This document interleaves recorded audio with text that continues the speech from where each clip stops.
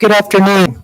It's 3 o'clock, so we're going to go ahead and get started. Thank you all so much for braving the weather and showing up this afternoon. We will try to be respectful of your time and get you out of here before dark so it's not carefully dangerous going home. Um, we have a full quorum here, all the council members, and the first thing we're going to do is have an invocation followed by the pledges to the flag. Our Mayor Pro Tem Jeff Jones is going to lead us in prayer and then join us with the pledges. Jeff?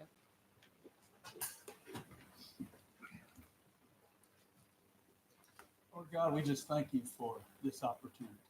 We're reminded this week as a page of our American history turned yet again, how gracious you are to this country, how gracious you are to us. We pray, Lord, for the leaders of this country. We pray for our Congress. We pray for our judiciary. We pray for our executive. Lord, we are reminded of the gift you give us, the gift of self-governance. We do not take that for granted. May we deal with each other with patience, yet with boldness and with convictions, and yet with wisdom. Lord, I thank you for the leaders and the volunteers of this community and what they mean for this community. Lord, just be with our decisions today. Guide us, direct us, and may everything we do glorify you. In Jesus' name we pray. Amen. Thank you, Jeff. I pledge allegiance to the flag of the United States of America, to the republic for which it stands, one nation, under God, indivisible, with liberty and justice for all. Honor the Texas flag. I pledge allegiance to the Texas, one state, under God, one and indivisible. Thank you very much, Jeff. Appreciate that. First thing on our agenda is announcements and staff recognitions, and Jeff Koskis is going to start that out. Yes, ma'am. Thank you, Mayor and Council and citizens. Today, I have the honor to introduce a couple of our new team members. And first, Deb Julian. Are you in here, Deb? There she is. Okay. Mm-hmm. So Deb had just started in our Development Services Department. Deb has worked for the last 15 years in the corporate world, mostly in kind of the IT computer division of things. And as of last June, she was unfortunately laid off. And she sought a different direction in her life and has came and worked as administrator for the Development Services Department with a wealth of knowledge. She has a new home here, and she has been married for 43 years to her husband, Paul, has 3 sons, 1 daughter, and 7 perfect grandchildren. Lucky right. You. In her spare time, she is a USA Today and Amazon best-selling author, and she also loves to play in her garden and make award-winning jams, jellies, and preserves. Wow. And I've already got to kind of put into that. So I got her some ideas for some new Texas jellies. So appreciate Deb being here and thank you, Deb. Welcome.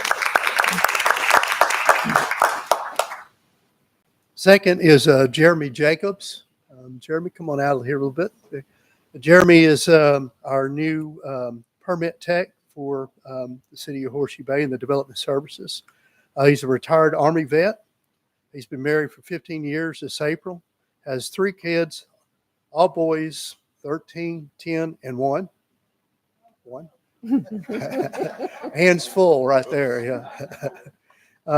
Prior to this, he was working in Austin as a senior account receivable rep for Arrival Logistics. He and I share the love for fishing in Lake LBJ and all the lakes around here too. He also coaches a youth baseball and soccer in Marble Falls. Welcome, Jeremy, and thank you for being here. Thank you. And then I met a new one that started working today. Derek, are you back there? Derek started with us. Derek started today. For the last 10 years, He's been working in the city of San Marcos, and he was instrumental in their water conservation. And he applied and received the job of water conservation for the city of Horseshoe Bay. Great. So he comes with a lot of good experience in a good town. We talked about how that town grew and how this one's not, and we're going to keep it that way. So we appreciate his work there. He's been married for 18 years, has an 18-year-old son that just graduated high school in San Marcos, working for the utility department in San Marcos now. So another one in the field, and then has a daughter in Marble Falls Middle School and a son that is 16 in Marble Falls High School. And I feel your pain. 2 boys and a girl. That's what I had. So anyway, comes with this great knowledge, and very much appreciate him coming to work for the city of Horseshoe Bay. Thank you. Eric. And that's all of the ones. And now I think I'll turn it over. We have a Michael Cuball Aponte, and is Ray here? Ray going to do that? Yeah. And I will just say with Cuball, as I know him, because I've known Cuball since I worked at Kingsland Mud when I did 3 years over there. And Cuball was probably our highest level customer service rep. He came over here and he took the bull by the horns, and he has taught our other employees how to do it right. He's the cleanest truck. He's one of the best person I think that I've seen and worked with through utilities, and I'm very proud to see he's here for 5 years and hope many, many more. Q-Ball is the name he gave himself, for the record. We didn't name him that. Wonder why. Go ahead, Ray. Michael, you want to come on here? Yeah, in the middle. Side pocket.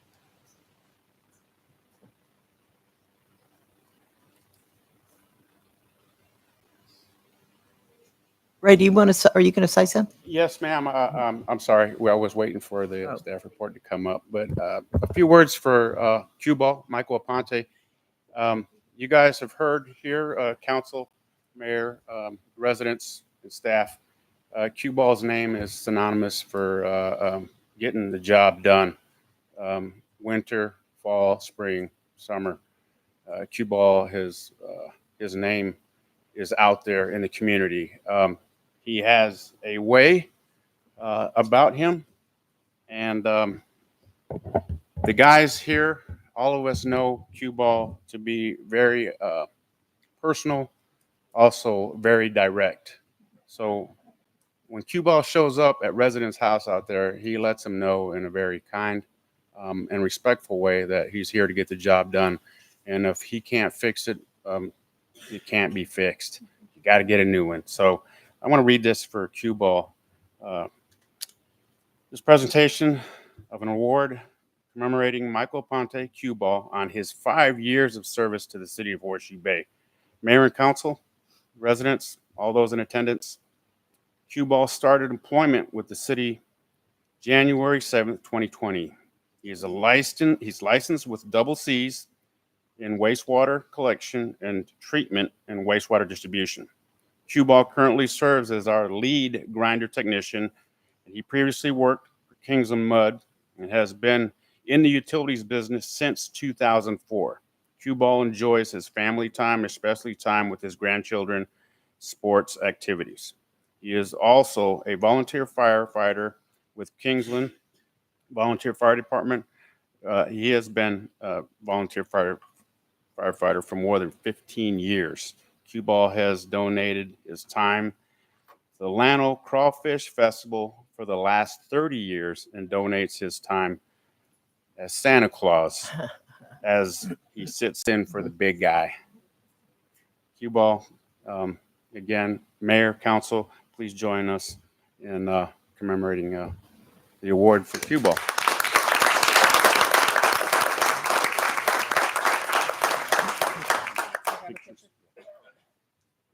While y'all are doing that picture, I just want to say I occasionally hear from people who've had problems with their grinder pumps, and Cuball is frequently the man who goes out there. And I think he drives from Kingsland And I don't know what he does. He sets land speed records because they tell me that by the time they get the phone hung up, he's there fixing the grinder pump, and everybody just really appreciates your dedication and your expertise. So thank you so much. Appreciate it. We've got one more public announcement that I'd like to make. And Beth Coons, I'm going to ask you to come up and tell us a little bit about this project that you have come up with. And we've got some bags over here on this table. I wanted to get this in case somebody leaves early. If you want to grab a bag on the way out, Beth's going to tell you what this is about. Well, thank you, Mayor. Thank you, Council. A couple of years ago, the city started doing some food drives for needy families. And last year, we tried something a little different. It's called the Super Bowl of Caring, and it's a national program. This will be the 35th year for this food drive. And it's conducted, as I said, nationally. And the timing is to coincide with Super Bowl so that while folks are out going buying their goodies to enjoy while they watch the game, they pick up a few things for needy families. So there is a cupboard, a food pantry in Cottonwood Shores, and it's called The Cupboard. And they serve food, families in our area. And they've told me that they do take care of families who live here in Horseshoe Bay, working families that just need to stretch their budgets just a little bit further. So we put together, this was a very impromptu thing, some grocery bags, and the little flyers are on the front. So if anybody would like to take one, or just bring by some canned goods or dry goods if you would like to, anytime between now and Monday the 9th, I believe. It'd be the Monday after Super Bowl, and then we're going to take the food over to the cupboard in Cottonwood Shores. And that would be bring it and drop it off in the utility office right here? Yes, ma'am, in the Okay. City Hall lobby. Okay, great. Thank you. Okay, Thank you very much. Appreciate that. And those bags are right over there if you want them. Also over there, as you walk out, there are some little cards called Speak Up.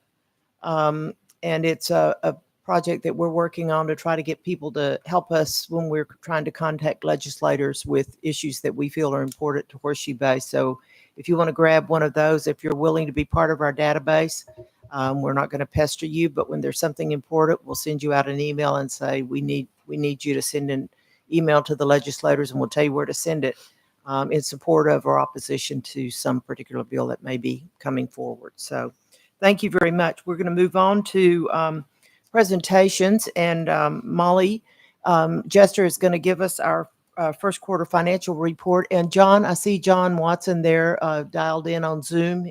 Thank you for not making this trip up here in this weather, John. But we're going to move the business item up on the agenda so that we're going to talk about the audit presentation right after Molly's report, John. So I just wanted to give you the heads up. Go ahead, Molly.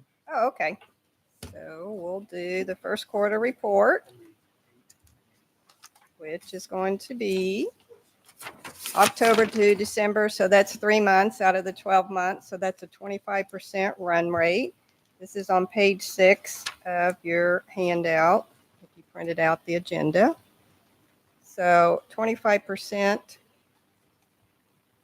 If you look at the total, we're at 35% for the general fund revenue. So that's good. You always like to be over. But a couple of things I wanted to point out. It's kind of hard to see with some of that up on there, but the administration is a little low. It's about 13%. So the court revenue is timing. It will pick up, from Memorial Day to Labor Day. Another item that's big, thank you, whoever did that, is our taxes. Our property taxes are about at 45%. They are due January 31st. As you know, you have May 15th if you're protesting. And our sales and mixed beverages is at 25%. Another item to look at would be development services, which is about at 18%. The short-term rentals are at 4%. Again, that'll pick up. Permits are about 20%. And I think people are just waiting to see what the administration, what happened yesterday, and see what happens. Those should be picking up soon. Another line item to look at would be mowing and clearing, which is done 2 times a year. And we've already done our fall mowing. And the revenue comes in, if you recall, we raised it from 170 to 190. But that's due in the middle of January, so we expect this number to go up. And then our interest is slightly down, and we'll be monitoring that. Are there any questions on the general fund revenue? Not, we'll go to the expenditures. Again, if you look at a 25% run rate, you go down to the total, 3 million compared to 17, we're about 18%. Couple items to point out. Sometimes, in this case for administration, we paid our workers' comp and our general liability up front. We also paid some maintenance contracts, such as Civic Plus. If you look at technology, it seems a little high, but we paid Cassell up front for the year, and that is our accounting software. You look down at animal control, we paid our animal carcass contract up front. Our deer management's at 32%, and we had a deer trailer we paid up front for $4,000. Go down and look also at mowing. Again, it's 2 times a year, so we should be around 50% done, so we're at 48%. The transfer expenditures, that relates to Martin Park. Those go over to the capital fund, which we'll go over in a minute. And are there any questions on the general fund expenditures? Nope. Okay, if not, we'll go to general fund capital expenditures. And you can look and see a lot of the items have not started yet, or they're very low. So these don't really have a run rate. They're usually one-time purchases. And you may look like at the police, they're getting 2 vehicles, so they've only gotten 1, so that will increase. Are there any questions on the general fund capital expenditures? Again, things just haven't happened yet. Here's the trailer, the John Deere tractor hasn't happened yet, but it will. So these things will happen, it just takes time. The next one to look at is the utility fund revenue analysis. Again, you expect 25%. You look down at the total, 3 million to 17 million, we're at 19%. If you look at admin, that's very low. And so what that is made up of is our ARPA grant. There's $298,000 in the budget.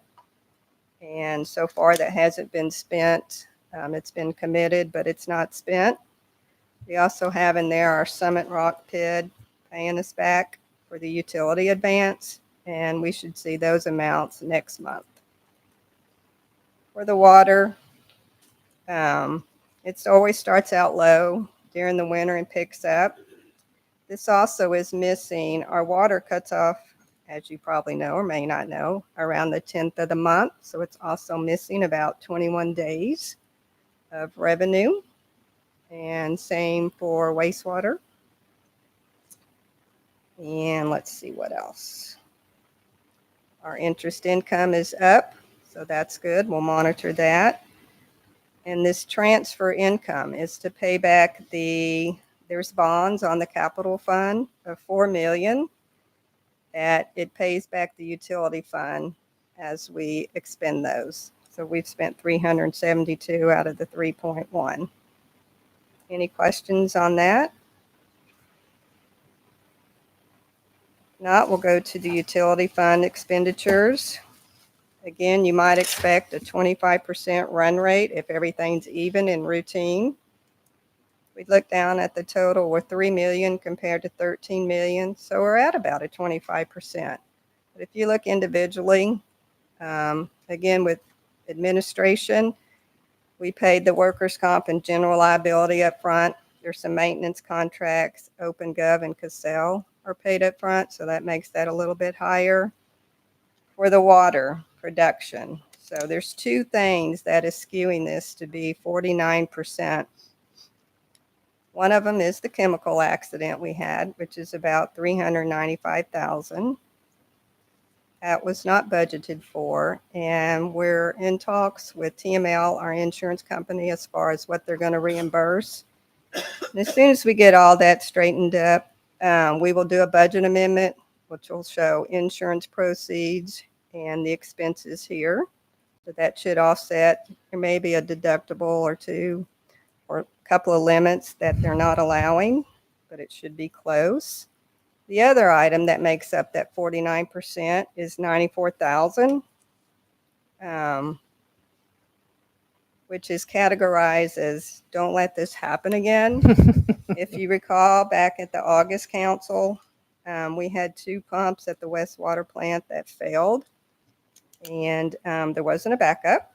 And so the staff was instructed to go out and make sure that did not happen again. So within that line, there's $94,000. Within the wastewater treatment line, there's $50,000. And within the wastewater collection, there's $53,000. There's a total of $197 for don't let this happen again with what happened in August. And for that, in March, LCRA is going to do an assessment to see where we are. We're going to pray for rain between now and that date. They'll decide what stage we'll be at. We've also increased our water rates, the revenue, and so we'd like to wait to see. It will be a budget amendment, and we'd like to see if the revenue, if we can offset with some of the revenue, or use the beginning fund balance, which kind of talk about during the audit. So those two, there'll be a chemical accident budget amendment in February, and the don't let this happen again for 197. There will be a budget amendment. We're just not sure of the offset. Okay, and when you finish this report, I do have a comment about the wastewater plant. We'll circle back to that, so go ahead. Oh, okay. And then if you look at the last line, the debt service, we make our payments in February and August. So you'll see some, the next quarter, you'll see some payments showing up. Are there any questions?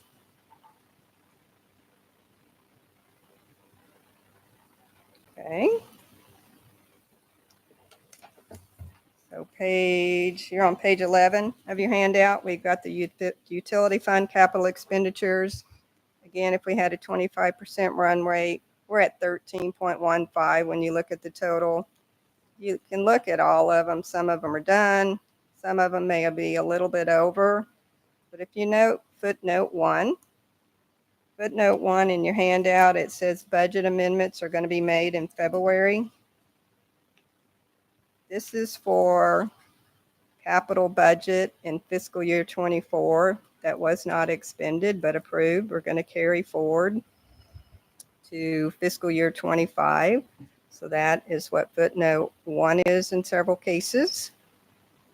And also footnote number 2 is just a reclass between water and plant. Like sludge doesn't belong in water. That's where it was. It belongs up in sewer. And vice versa for this high storage main pipeline expansion. It was up here in sewer and it belongs down here. So we're going to have a couple of budget amendments. And again, things that just haven't started, you'll see an increase starting with next quarter. Any questions on that? Okay, we got 2 new slides this time. It's the capital fund revenue analysis. If you look at it, it would look like we're way down. This is the revenue. We're at 2%. But if you look at the interest income, we're way above. And when we look at the next slide, you can see we're just not spending yet money on the bonds. So that's why that number is so high. And then also you can see we have a bond that's going to be issued in June next year for this fiscal year. And that has not happened either. this general fund, when we were talking about it, it relates to Martin Park. Are there any questions on this? All right, so here's another slide that was added. It's the capital fund. So this is where you can see the progress of the city center and the fire station. So, oops, didn't want to do that. So you can see they're barely started, but they have started. These will be multi-year contracts. Again, these will have some carryovers. That'll be calculated, and they're calculated down here. It's kind of hard to see, but that's what they're calculated for. You can see streets has started. This transfer to the utility fund is what we saw on the utility fund. And we went over that slide on page 5. So are there any questions on this slide? Okay. Well, that is it for the presentation. Okay, so let me just add a couple of things, council members. I want to just remind you that on the chemical accident at Central, we hope that the trucking company that was responsible for this is going to be responsible. I think they ought to be responsible for all the costs. I hope we don't have to pay a deductible because they caused it, but that's still being worked out between TML and their insurance company. So we'll see how that goes. The wastewater plant, I just want you all to be able to tell your citizens who ask about that blower has been blowing for about 3 months, 2 months. I'm sorry, I meant the wastewater plant. I apologize. Thank you. So the people over in Westgate are hearing this, and in the hills are hearing this noise. How long has it been going on? So since September, they've been, hearing this loud roaring noise during the day. Ray tells me they've almost got it done. They've almost got it repaired. They think that'll be that roaring will stop by the end of January or the very first week in February. Is that, don't let me lie, is that true? Oh, that is correct, Mayor. That's what we're shooting for, weather permitting. Okay. Okay, and then the only other significant issue on this report, I believe, is when are we going to talk about the water, the high storage line, the bid? We did open a bid. Are you going to present that at some other time, or? I was going to talk about it during the report, but Okay. go ahead and do it since you brought it up. It's in consent agenda. It's in approval, consent.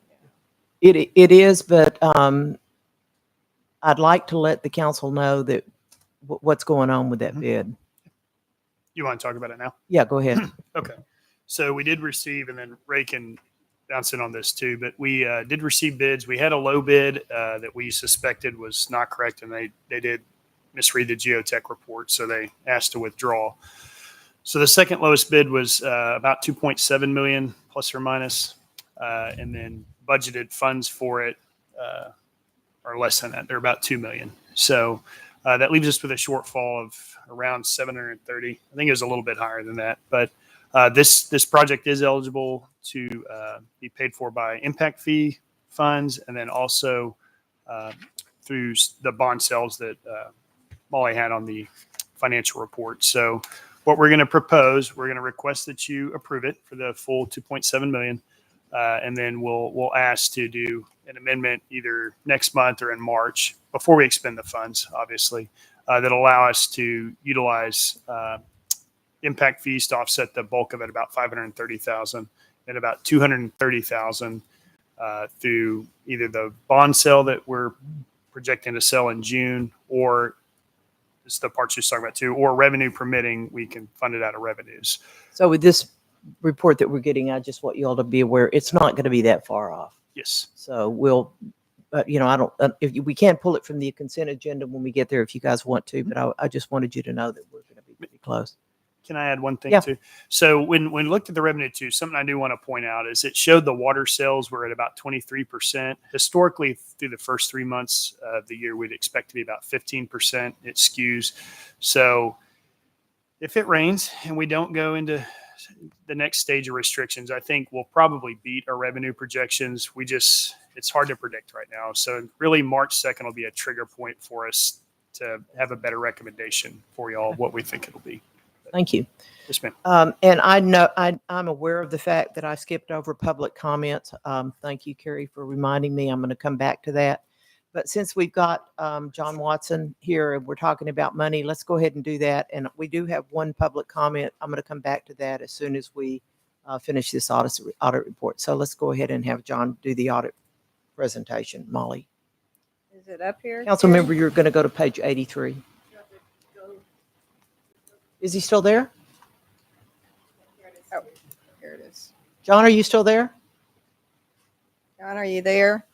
We can't hear you if you are. Oh, he's not. Okay, I think we lost him. We'll see if we can get. Oh, is he? Okay. Hi, John.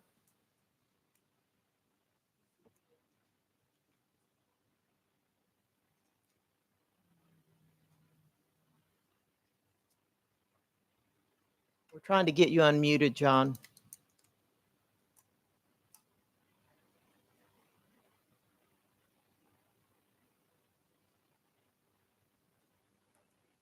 All right. There you You go. hear me? Yeah. Yes. Okay, great. Appreciate the opportunity to join y'all remotely. Molly, everybody ready? I didn't know if somebody was about to say something, so I don't want to jump over somebody. Well, I wanted to introduce you. This is John Watson, the audit partner for Brooks Watson Company, PLLC. He's unfortunately in Houston, a little snowbound, so we didn't require him to come up this way. And so he's going to do the audit presentation. Our year end is September 30th, 2024. So that is what he will be discussing. It has been reviewed by Mayor Thurman, Council Member Larry Morgan, Jeff, Rick, myself, and Beth looked over it. Just wanted to let y'all know that. If you want to go, John, it's on page 1 of your presentation right now. Yeah, great. Appreciate that, Molly. Mayor, Council, thanks again for the opportunity to be in front of you virtually. Really saved me quite a bit of trouble. So thanks again for that. As Molly said, so the information I'm going to go over is for the year ended September 30, 24. I'll just kind of call slide as we go to flip to the next slide, please. So the audit, quick overview, the audit process. Audit was conducted consistently with U.S. gas. That's generally accepted auditing standards. It's a 3-phased approach. The first phase is the planning phase. This is where we look at current year results. We compare them to prior year and our expectations. We try to focus our testing on areas we find most susceptible to risk of error or fraud. And that feeds into the second phase, which is our fieldwork stage, where we draw samples and vouch to underlying evidence, make sure things are recorded accurately. We send confirmations to third parties, make sure they're showing the same results as the city. And where there are differences, we investigate why and propose audit adjustments to correct. The final phase is, are those corrections? Thank you for flipping that. Yeah, it'll be the next slide there. And the last phase is the conclusion and reporting phase. That's where we evaluate all the audit adjustments, prepare the report that you all have in front of you, and then a couple letters to that we'll touch on at the end here. Okay, we'll flip to the next slide. Components of the annual report. Thank you. There are 5 sections to the report. First section is the audit opinion. That is a letter from us, your independent auditor, describes whether the financial statements are consistent with U.S. GAAP, generally accepted accounting principles, or if there are any modifications. Take a look at that on the next slide. Section that follows that is management's discussion and analysis. That shows current year results and prior year results and some explanations over significant changes year over year. So some good information for you. The basic financials follow that, and those are presented on 2 different bases of accounting. So 2 different ways of accounting for things. The first is the government-wide statements. Those are presented on full accrual. So it's got all your capital asset, debt, long-term activity, in addition to the short-term activity. And then fund level statements follow that. The governmental level, those are presented on modified accrual, which shows all those long-term activities as inflows and outflows rather than long-term assets and liabilities. Toward the back of your report, you've got your required supplementary information section. That's got your budget to actual schedule for the general fund. We'll take a look at that. Your pension schedule, relatively young pension, but we'll take a look at your funded position toward the end of this presentation. And then the very back of the report, just some combining statements for your non-major funds. So we'll go to the next slide. I mentioned the independent audit report. Toward the front of your report, there are 4 types of audit opinions you can receive, and those are listed here from top to bottom, the best being at the top, indicated in green here, an unmodified opinion, and then it gets worse from there. So the city received an unmodified opinion. That's the highest level of assurance that a CPA can provide. So that is a good thing. Happy to be here and offer that opinion today. Molly, Beth, everybody with the city really does a great job of getting us information, explanations, and does a good job with the accounting. So we're appreciative of all that. We wouldn't be able to offer an unmodified opinion today if that weren't the case. So really hats off to them for that. Go to the next slide, please. Okay, so some financial highlights. Again, keep in mind, this is September 30, 24, and for the year ended the same. First bullet, total assets exceeded total liabilities by about 48.7 million. Second bullet, your unassigned fund balance in the general fund was about 9 million. That's about 71% of your annual general fund expenditures, or about 9 months worth of annual expenditures for the general fund. The city's policy is to have a cash flow reserve equal to or greater than 2.5 million or 3 months of operating expenses. So you have a reserve in excess of that. So you are meeting that policy. Your third bullet here, city had an overall increase in net position for the year of about 3.8 million. Next slide, please. Okay, looking at the governmental activities side, your revenues. This is a pie chart showing where your revenues are coming from. Year over year look here in the bullets at the bottom. Total governmental revenues for the current year, about 17.5 million. Prior year, it was a little higher, 17.8 million.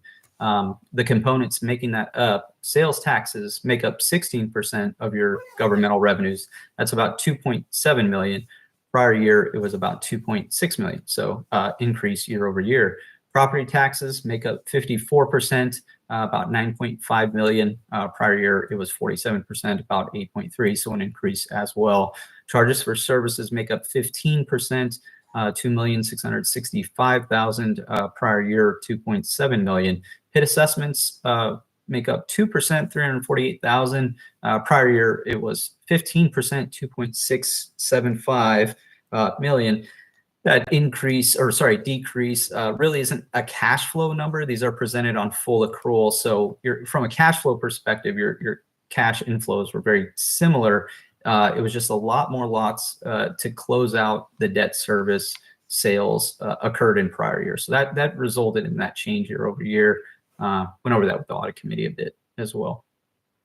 And we can certainly jump back to slides, or you can, I know it's kind of hard when we're doing this virtually to jump in with questions, but just know I'll reserve time for questions at the end.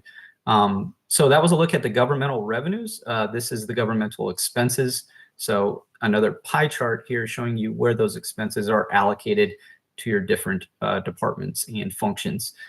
Total governmental expenses for the current year were 15,687,000 compared to prior year, which was about 14.4 million. Components of that, public safety makes up 42%, about 6.6 million. Prior year, it was close to 6.1 million. General government makes up 18%, about 2.8 million. Prior year, about 2.6 million. Highways and streets at 18%, close to 2.8 million, and prior year close to 2.6 million. And interest and fiscal charges, 9%, 1,457,000. Prior year, 1.2 million. Next slide, please. All right, so that was government-wide level, and then I mentioned there's another basis that we look at or present things for cities, and that is modified accrual for the governmental funds. So this is kind of a more granular look. You can see different funds within your governmental funds. The left fund here presented is the general fund. That's got the majority of your activity, and then you can see the other major funds to the right of that, Summit Rock Pit and your capital projects funds, and then the non-majors to the right of that as well. So general fund just circled. We've got revenues at the top and expenditures below that. And then we want to see, is it kicking off a surplus or a deficit? So we can see the general fund here is kicking off a surplus, close to 1.2 million. That's circled in red. Your Summit Rock Pit is just to the right of that. and that is kicking off a surplus of 192,000 circled in red as well. So that is now cash flow positive. Capital projects fund, there was a debt issuance for the year, and that's what generated that large source of inflow there, 8,831,000 that's circled in red. So important to know that those funds will be spent in the future. So you'll have future deficits after this significant surplus this year. And then other governmental funds combined at a small deficit there of 85,000. Go to the next slide, please. So this next slide is a summary look at your general fund. I mentioned the budget to actual schedule, which is toward the back of your report. There's page references to your report on each slide. Page 80 and 81 will have that in a little more detail, but this kind of captures the important detail, important summary level information here. We've got the final budget on the left here. So that is your original budget plus all budget amendments passed during the year. Then the actual results are in the middle, and then in the right column are the variances between your actual results and your final budget. So we can see your total revenues were very close to being spot on. They were just under budget by 3,222. Expenditures came in under budget, which is a positive to this variance analysis, by 71,257. So these fed into your positive overall budget variance of 67,351. So you had a budget variance planned of, or a surplus planned of 1.6 million, and you actually came in a little better at 1,679,000, which led to that positive budget variance. Go to the next slide. I just have a couple more for you. Okay, so all that information was over the governmental activities side, the taxing side. This is the business activities, the water utility fund. So we call this business activities because they should be operating similar to a business. They should be kicking off profits or at least covering their own way. Operating revenues at the top here, about 12.4 million, and operating expenses below that, close to 11 million, which led to an operating income of 1,418,261. So that is ideal. And then we have some non-operating revenues and expenses and some transfers out over to governmental activities. So the net overall change in net position for the year was 1,771,122, which is circled in red at the bottom. So increase in net position year over year with that change. Go to the next slide, please. Just a short look at your pension. This is on page 84 of your report. So toward the back of your report, the pension has only been in existence for a couple of years now. So we've got a 2-year look at it. This will be a 10-year look once you do accumulate 10 years for the pension, and you can see your funded position. So at the bottom is the net pension liability or asset. Currently, it is 225. And it is considered a liability, but it's a comparison of the asset, which is just above, which is, if I had a pointer, it's just above the 225. It's 1,254,518. So that's the actual asset. And they're comparing that to the actuarial liability, which is just about in the middle of the page. And it's 1,254,743. So it is almost the same as that projected liability. So pretty rare that they come that close. But what does it mean? So the first bullet here at the bottom, we compare your asset to your liability to understand how well is your liability funded. It's funded at 99%, really close to 100% here. Prior year, it was just a little over 100%. The average funding levels for 2023 nationwide by a study by NCPERS for government pensions was 77.8%. So 99% is really good. I think they say 90% above is considered, I forget the terminology, but very good or great. So you're in a well-funded position. It's obviously early, but yeah, the pension is on good footing. It impacts you through the second bullet here, your contribution rates. So this is where you feel it in the budget.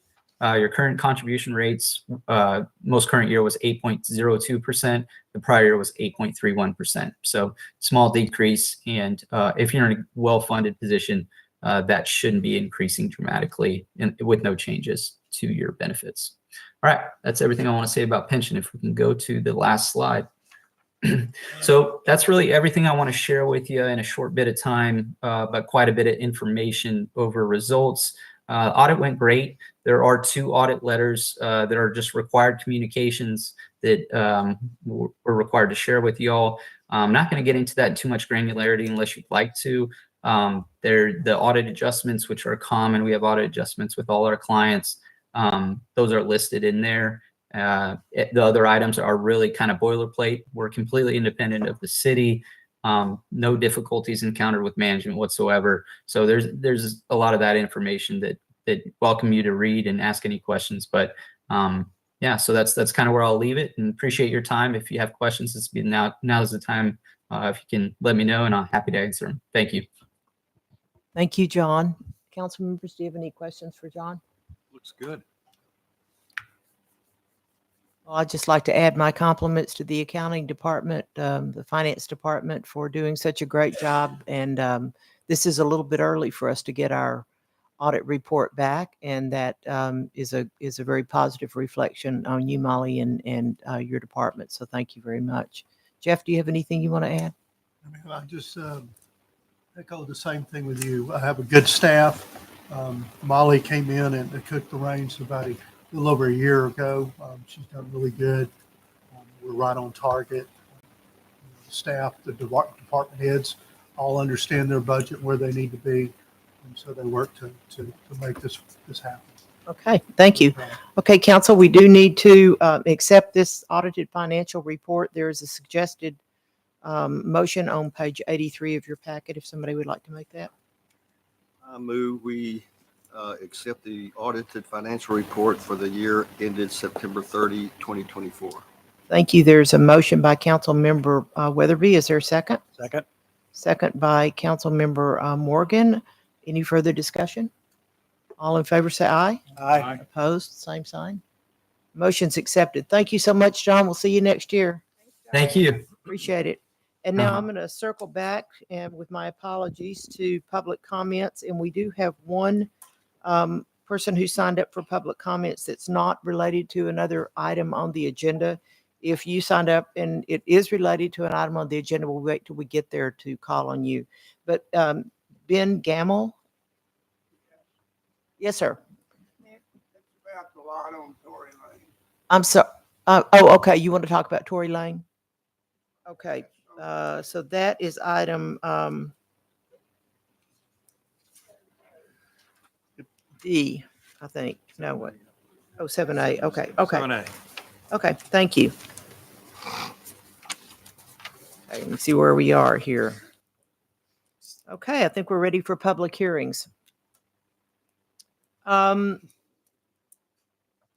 first public hearing, I'm going to open the public hearing at 3:48. It's regarding ordinance number 2025-07, approving conditional use authorization of 2025-01, a request to allow the construction of a personal storage structure on both lots 1A and 1B of Horseshoe Bay Center Plat number 3, with both lots previously known locally as having a municipal address of 135 Tory Lane in Zone 3, and providing the findings of fact, repeal or severability and penalty effective date, and the public notice of the meeting. This is presented by Trio Signature Homes, the applicant, and Roy Jamber, why don't you give us the staff report on this? And we're on page, it's the first thing on your agenda, so. Okay, yeah, page 74, I think. We had a couple of surprises No. this morning Okay. that aren't reflected in your packet. One, the applicant contacted us and asked us to include an exhibit that Carrie has in her PowerPoint. In addition to hearing from Mr. Gamble, about a condition of a sales contract that he had with the previous purchaser of this property, not the applicant. But regardless, what he sent us, the applicant sent us, was a floor plan for these buildings. And one of the things that we noticed when we put this, and let me go ahead and pass out what we did was prepare you a draft ordinance with these changes. It includes that as an exhibit. One of the things we noticed was that there was perhaps a little more division of the interior space than we anticipated, and that there were a number of things that were suggestive, more suggestive of what we might call an office warehouse than simply self-storage. Wasn't big open space. Now, clearly it was going to, the building code would require you to have a toilet room in this space, but there was a bit more than that. There was almost 40% of the total area enclosed in smaller divisions, if you will. They were all in the back and upstairs, but as a result, we prepared you an amended ordinance that includes this new exhibit, and we added the description of there that this was more of an office warehouse sort of situation, and that's what you were knowingly approving, and that any changes from that, so on and so forth. Those were basically the only changes we offered, was adding this floor plan as an exhibit, and the spaces that you'll see in there are not labeled, so we're kind of imagining what they might be. But like I said, he mentions that all the space is conditioned, so there'll be some equipment. The bathroom is required by the building code. The rest of it, you're going to have to use your imagination, except for the stairs. It's pretty apparent what it is. But anyway, the staff thought this was more along what you might describe as an office warehouse, and as a result, suggested that you add that language to the ordinance. If that's not in accordance with your expectations or something you're willing to approve, we'd like you to address that. Okay. Council members, do you have any questions, comments? What is the total square footage? I forget. It's 5,000, but 1,000 of that is a mezzanine. Okay. So the footprint is 4,000 square feet. And I'm just going to remind you, and Scooter will call on you and Mr. Gamble too. We've been talking about this for some time. We last month we passed we rezoned it, didn't we? No, it was a preliminary plat to divide. We did the preliminary plat, and with the understanding that the applicant would be coming back this month to ask us for a conditional use permit for personal storage buildings. And in the packet that you all got, we outlined the restrictions that would go with this personal use permit, and that's on page 25 of your packet. There would be no overnight lodging, no active commercial activity, including product sales, warehousing, vehicle repairs, body works. Combustible storage, combustible materials for storage would be prohibited. And so to come back today and ask us to change this from personal storage to office warehouse is a very different request than what we've been talking about for the better part of 2 years. Yeah, if we can get to our presentation, I can address that, if you don't mind. Okay, Is that well, okay? I'd like to hear what you have to say, so go ahead. I'll let Paul go first, and then I'll go. Well, Let my me name add is one Paul thing. Millsap. Hold on just one Okay. second, Roy. Yeah, you reminded me, remember this is going to be two buildings, one of which the applicant's going to own, the other one is going to be sold. Obviously, we don't know what goes in the one that's going to be sold. I assume they're not going to be identical, but the applicant can address that. Okay, go ahead. And you are? Paul Millsap. Okay, I'm the owner of the lot. okay, thank All you. right. I'm out of Lakeway. Good afternoon and thank you. And we're trying to construct 2 luxury storage buildings catering to clients that value security and also the preservation of their belongings in optimal conditions. These buildings will provide a personal and professional space offering secure, stylish, and highly functional storage solutions. They will also provide advanced climate-controlled environments that protect the valuable assets from their damage. There was a screen. Did we have the? I provide, I'm not sure they have that. There was a rendering of it. Is that available? Yeah. Yeah, here it is right here. This project will consist of 2 separate structures, each having 5,000 square feet. The exterior will have an appealing look of stone and stucco with complementary elevations of each other. There will be large garage doors for accommodating the storage of boats and recreational vehicles. I'm currently building some projects similar to this in the Lakeway area that is under construction. I feel there's a market for this type of storage based on previous projects I've completed in the past. Doesn't seem to be anything like that around here right now. And this is Scooter Lofton with Trio Homes. He's going to talk about a lot of the details he's done right now. Okay, thank you. So yeah, thanks for seeing us today. And we're asking for the conditional use permit. The property is located approximately about 100 yards from my house in Pecan Creek, and I've been up and down that street multiple times every day, and I've for the longest time wondered what was going to happen to that lot.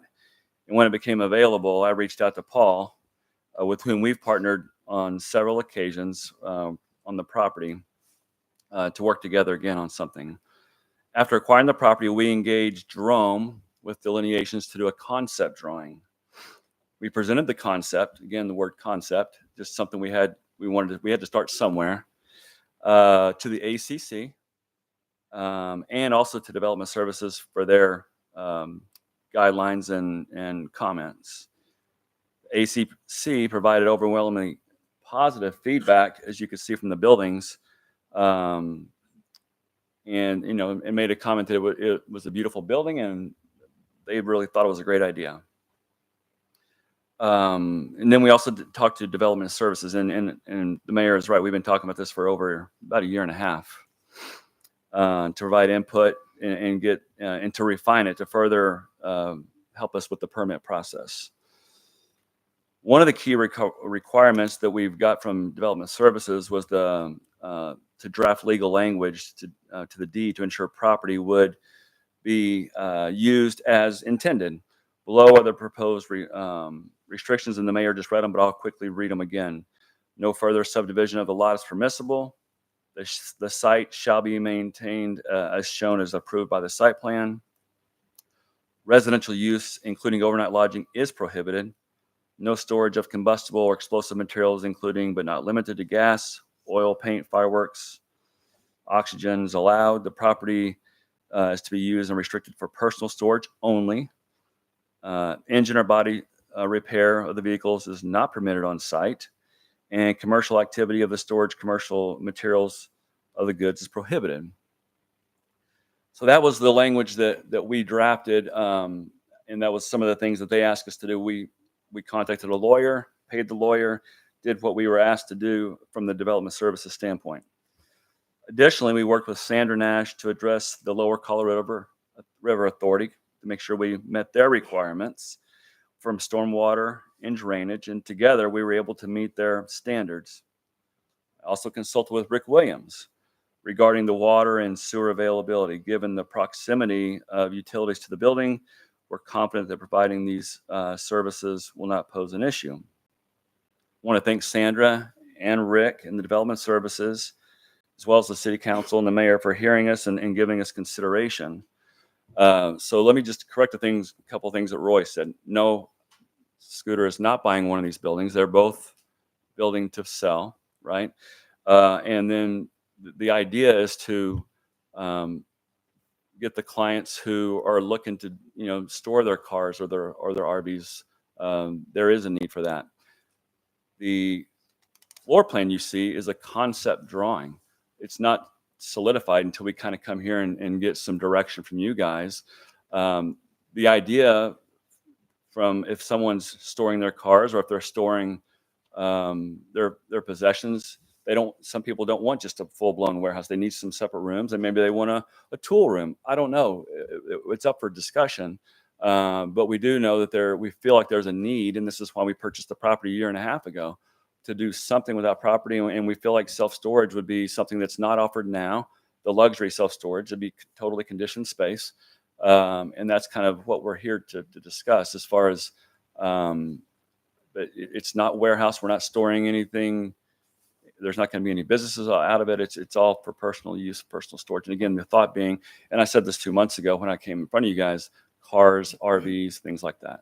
Okay, let's hear from Mr. Gamble and then, Yeah, and I know Patty wanted to say a few things. okay, That's and then okay. I want you all to ask your questions.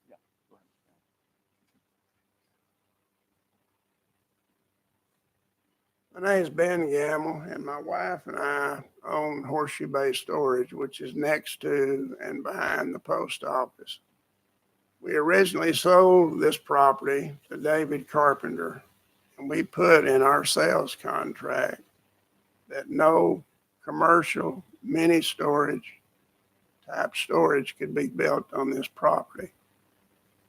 And so it's changed hands several times, and I don't know what that means. I just know that that's what we did when we sold the property.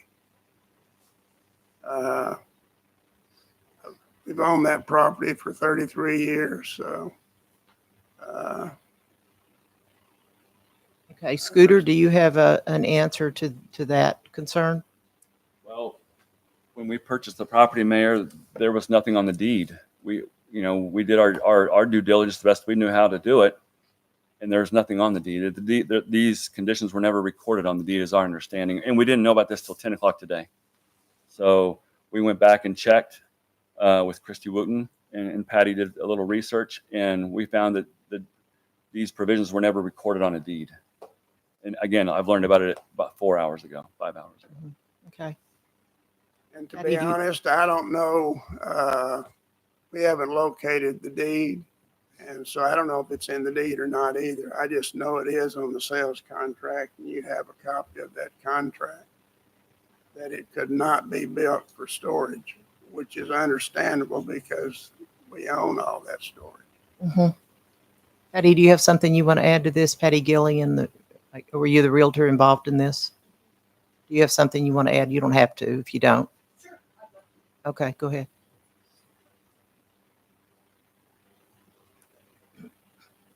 Mayor and City Council, thank you for having us today. At the risk of repeating what Paul and Scooter have already said, you get my opinion to this project as well. I personally love what Paul and Scooter are offering our community. There is simply nothing else like it. Personal storage units, yes, but none at this level of finish out and comfort.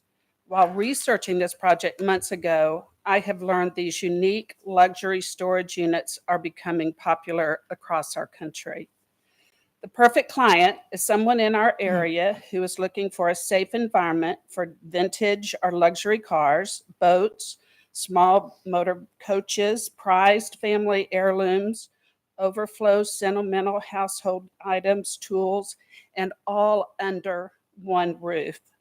These are buyers who are willing to pay upwards of $1.5 million for a private, secure space that is aesthetically appealing, inside and out, to store their personal belongings.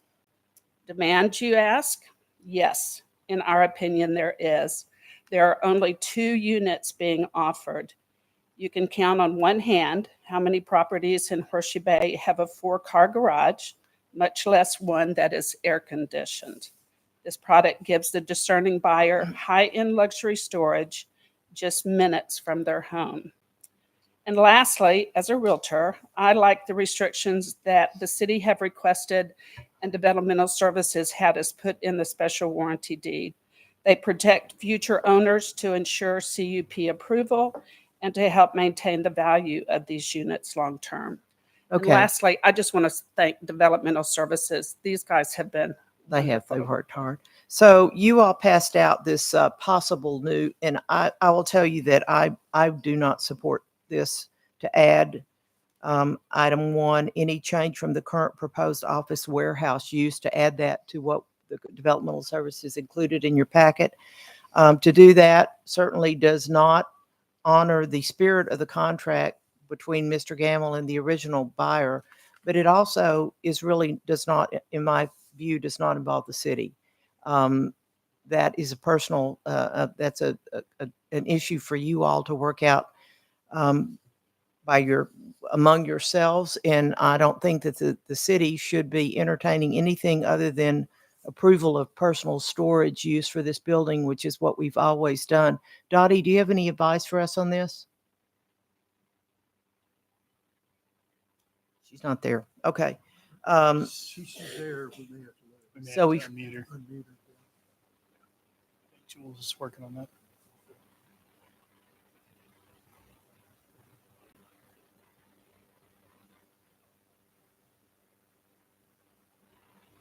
Mayor and council, can you hear me? Yes, we can, Dottie. I have had trouble with my camera, so I apologize for that. But so the question is should you remain with the ordinance as submitted, or should you make these changes recommended by Development Services? This is discretionary action by the council to grant a conditional use permit. So it's whatever council would determine would be the best ordinance for this piece of property. Okay, thank you. Well, and I've stated my position, but I don't get to vote. So do you guys have any questions? Yes, I've got questions. All right, if these are going to be sold, and they can be sold in the neighborhood of, I heard Fatty say up to 1.5 million. I guess there are people that can do that because there's examples of that in Cottonwood Shores.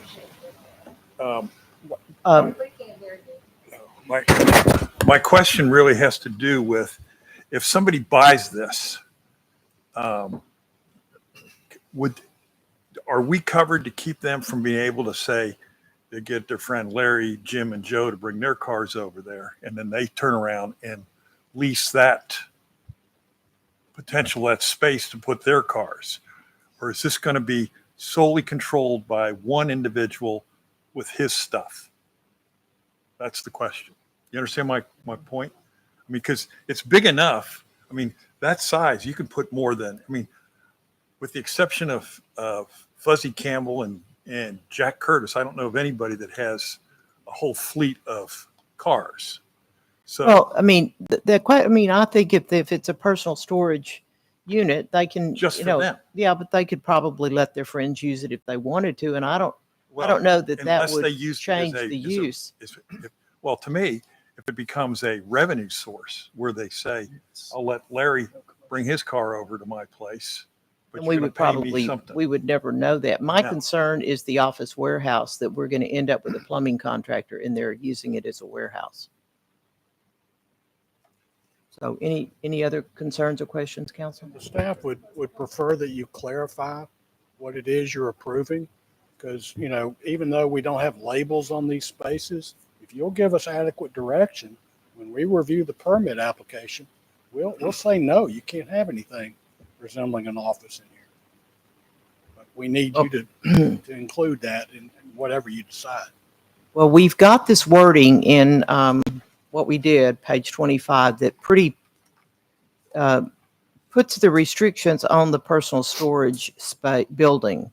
And that's what until we saw this drawing this morning, that's what we assumed we were going to get. Okay. Mayor, my concern is that we've got another vacant lot at C2 just south of here, it looks like. And if we're going to call this warehouse, we're going to have a hard time denying a conditional use permit for somebody who comes in that next lot, and that's going to front 2147 as well. Personally, I think we've got enough storage units that front 2147. I don't want to see any others. I think, Scooter, that this is a beautiful rendition. Mhm. I think it's great for personal storage, and that's what I agreed to earlier. I'm going to have a hard time going back on what we call this and call it some type of warehouse. Because we're going to open the door for some other stuff that I don't think we want to open the door to. Yeah, and again, I think back to everyone, that's why we put the language in here for self-storage, not warehouse, and then that you can't use it for a business standpoint. If it's money exchanging hands, Councilman Frank, I would think that would be a business. So we're trying to do everything that you guys have asked us to do, and we put all the things in place to prevent what you guys are trying to prevent. We're all about that. Again, I'm the closest house to this place, so I want the same thing. Again, the floor plan that proposed, that's a concept drawing. Yeah.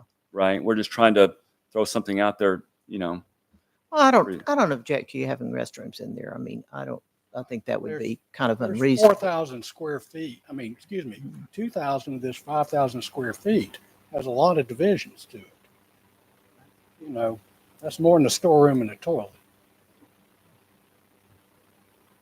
Again, if it would make you feel better, I'll come back with an empty no. square. Well, what the staff would say, if you guys are approving personal storage, you're specifically not approving this floor plan, and you're prohibiting office warehouse as an approved use, and we can enforce that. But you know, the drawing certainly suggests something else. Well, that's something that was not part of our packet. That's No, something that we came got in this at today, 10 and o'clock so this we're morning. not really at that. I don't know that we're necessarily considering that. I understand, but it was Yep. presented to us, asked us to add it to your packet and add it to the slideshow. Okay, Rick, do you have a question? Yes, ma'am. So, Mayor, I think if y'all approve it with those conditions, it's personal storage, then the floor plan would be out of the window. We'll enforce that at the permit side. So I think you'd cover it if it's just personal We'll storage. require these rooms to be labeled and identified exactly what they're for, because that's what we do when we review building permit. Okay. Council, do you have any further questions?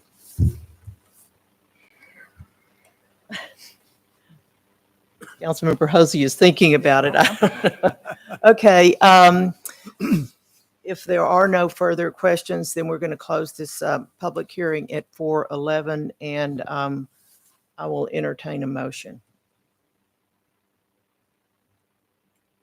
I'll move to approve ordinance 2025-07, authorizing the property to be used for 2 personal storage facilities in accordance with site plan and enumerated conditions to be included in the ordinance as described by the council during deliberations and subject to developmental services requirements at building stage. Okay, I have a motion by the Mayor Pro Tem. Could I ask you, just for clarification, when you discuss the enumerated conditions, are you referring to those included in Exhibit B of our packet? I am including the Exhibit B of our packet before the amendment. Okay.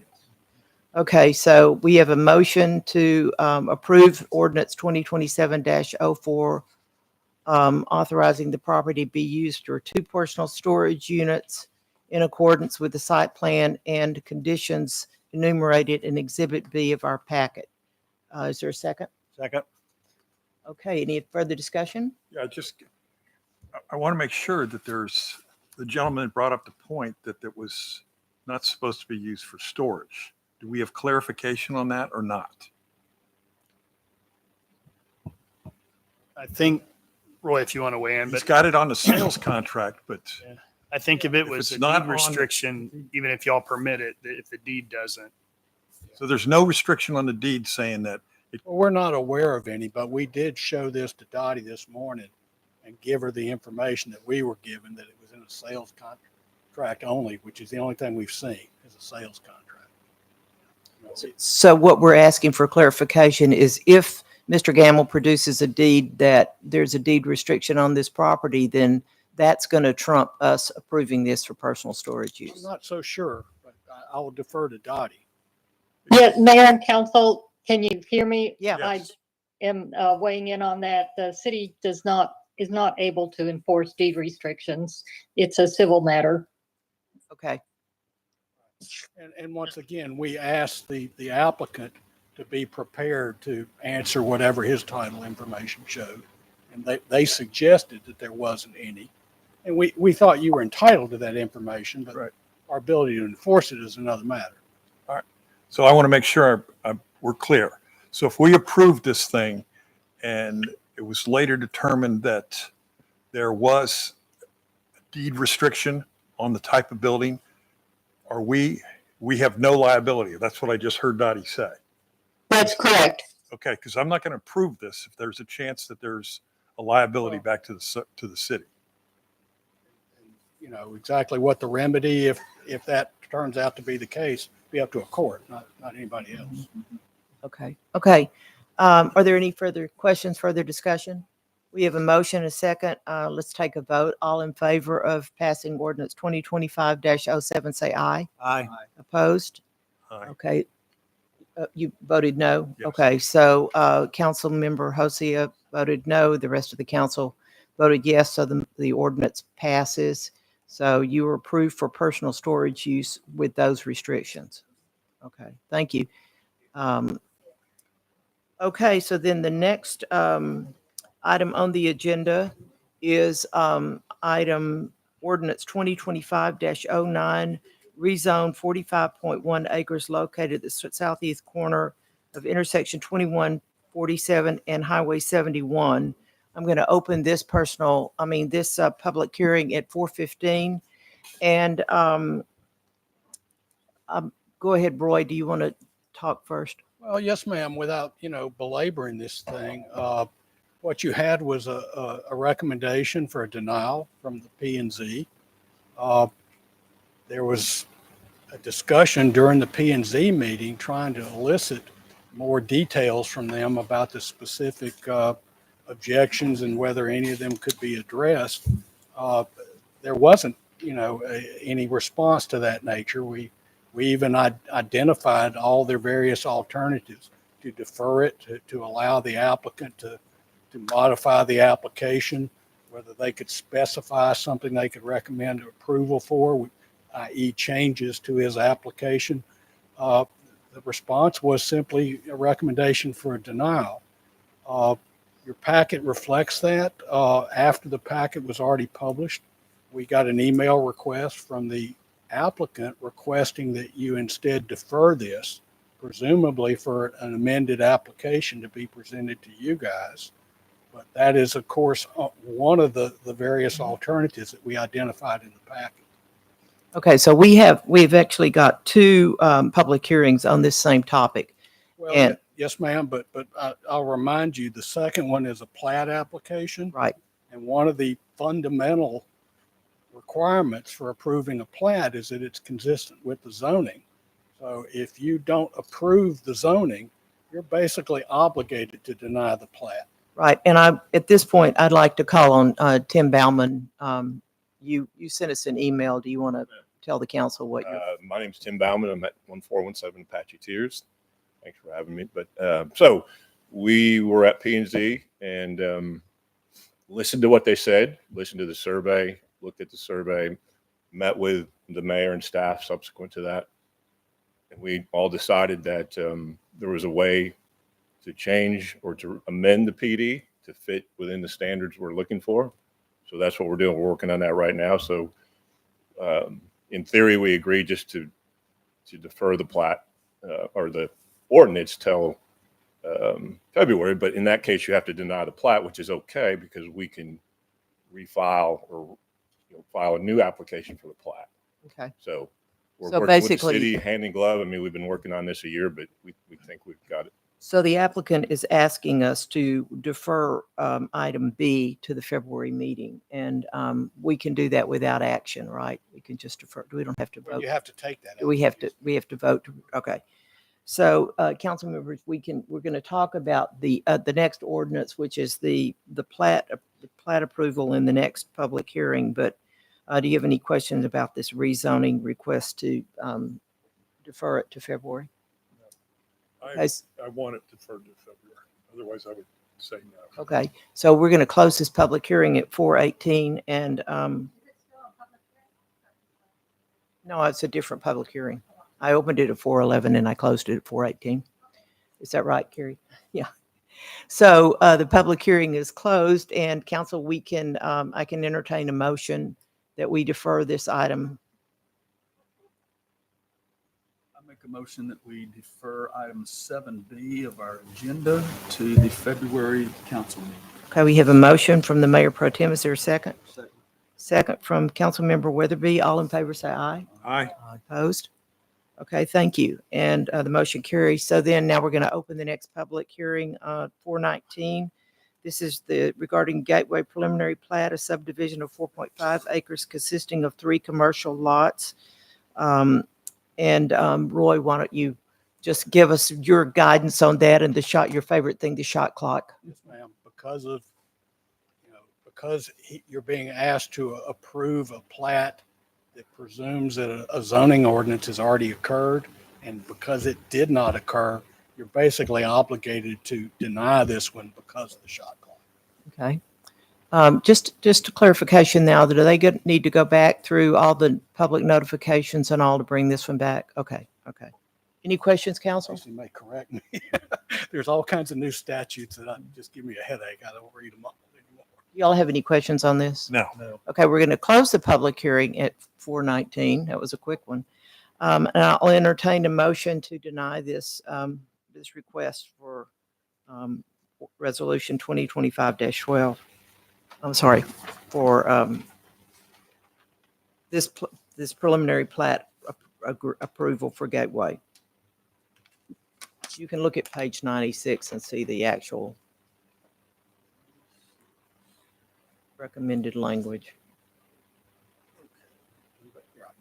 Basically, the proposed plat is not consistent with the current zoning, which is still in place. And that's the relevant issue. It's not, oh, it's on page 66, I'm sorry. Or you can just say that you recommend that we, I got it right. okay, you got it? No, I don't. Thought it's not on 66. Let's see. 67. Okay.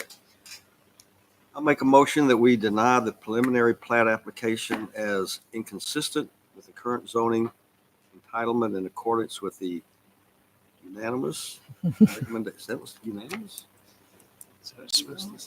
The P&Z recommendation From the P&Z. of the Planning and Zoning Commission. Okay, we have a motion to deny. Is there a second? Second. Is there any further discussion? All in favor say aye. Aye. All opposed? So the motion is denied. Thank you. Thank you, Tim.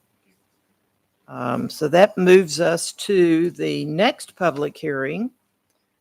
We're going to open this public hearing at 4:21. This is for ordinance number 2025-08, rezoning of .08 acres platted as a portion of lot 42A of Summit Rock, locally known by its municipal address as 903 Paintbrush, from A1 recreational to R1 single family estate residential, amending the zoning map for Zone 12 Summit and providing for the findings of fact, repeal, or severability. Gary Malloy is the applicant, and do you have? Yes, ma'am. This one's pretty simple. This was once upon a time a separate strip of land with a different zoning classification. It was sold to the current owner, but that didn't change. Just because it was replatted didn't change the zoning classification. The only thing they're really proposing doing is having a golf cart path driveway coming out of a storage facility. But it really needs to have one zoning for the entire tract. So we're recommending that you change the A1 zoning to make it consistent with the balance of the lot. It's as close to a no-brainer as you can get, I think. That's what we're here for. I like the no brain part. Is the applicant present? Yes, would you? Okay. Oh, yeah, you're representing him. Do you have anything you want to say? The no-brainer part, yeah. Council members, do you have any questions? No. We have encountered this sort of a situation in Summit before, and I will ask again, when you guys are replatting all this property that is going to be replatted, please take those A1 little slivers into consideration, and let's get rid of them once and for all. It's okay to have split zoning on a piece of property, but it's usually to preclude something. And in this case, that's what it does. Okay. Any questions, council? Any further? Okay, so we're going to close this public hearing at 4:23, and I will entertain a motion on this. And that one is on page 74. I'll move to approve ordinance 2025-08, rezoning .084 acres out of lot 42-A of Summit Rock plat number 1.2 from A1 recreational to R1 single family estate as unanimously recommended by Planning and Zoning Commission. Thank you. We have a motion by the Mayor Pro Tem. Do we have a second? I'll second. Second by Councilmember Waddell. Any further discussion? All in favor say aye. Aye. Opposed? Motion carries. Thank you. Okay, now we move on to business. We've already handled item A. So now we're going to move on to a request for a variance in accordance with section 10.03 of the subdivision regulations. And Roy, I'll let you explain what this is. Yes, ma'am. This is a subdivision application with some cut and fill that was a little bit excessive, that was outside of the right of way. But in this case, it was only barely outside of the right of way. What we described in the staff report is kind of like coloring outside the lines. It seemed rather minimal to us, but one of the requirements for approving a subdivision variance is that there are no reasonable alternatives available.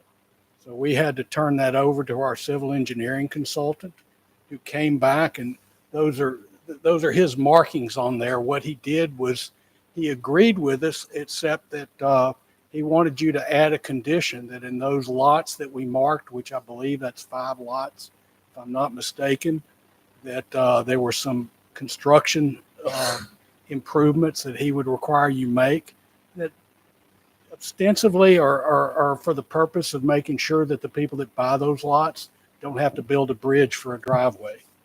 Make sure that they can get onto their property fairly easy without extraordinary expense and the kind of problems we've had when people have had to build bridges to get onto their property. So he agrees that this is meets the requirements, if you will, for approval, and we certainly support his conclusion. How many total lots is there now? Oh, you remember? 110. 110. Yeah, 95 residential and 100. Yeah. This was so close, we had to ask Dottie whether this one even required consideration, and she very correctly said no. It doesn't matter how small the deviation is, it still has to go through the process. Can I ask what a turnback is? Yeah, it's basically creating some dirt that you can build a driveway on top of, so that this thing isn't free spanning across that area. So Roy, this drawing that you've got there is adequate to show someone buying the property what restrictions we put on that? Well, they'll be in the subdivision construction plans. When you approve this variance, and then you come back and you approve a preliminary plat based on that, all that serves as an instructions to the staff on what to require in the subdivision construction plan process, which you're not involved in, but we take your directions very seriously. So we will enforce those conditions. Okay. That's when we'll do it. With the pointer, can you? I'm not sure exactly where these 5 lots are. Yes. They're the one. Oops, they're the ones in red. I can get the pointer to. This isn't a There's color. one there. There's 3 in a row right there, and then there's one oddball down here. Was there any consideration in just making that part of another lot instead of? I don't think it would solve the problem, although I'm kind of speaking for the engineer, because kind of what we charged him with was, are there any other alternatives at all? And he said no, and the best thing we can do is ensure that these particular lots don't have an extraordinary expense in building the driveway. What's the average size of these lots? 3/4 of an acre. They're pretty big. Okay. It looks like, Frank, that you can see it in your packet. It really doesn't show up very well up there. That where the issues are is almost always adjacent to the street, not to another lot. Well, and arguably, you could have made a ridiculously wide right of way, but that wouldn't really change what's on the ground. You follow me? It would just change the ownership. Okay. Council members, do you have any other questions? Okay, there is a suggested motion on page 85, if anyone would like to make it. To approve it, but if you want to deny it, you can figure out how to do that.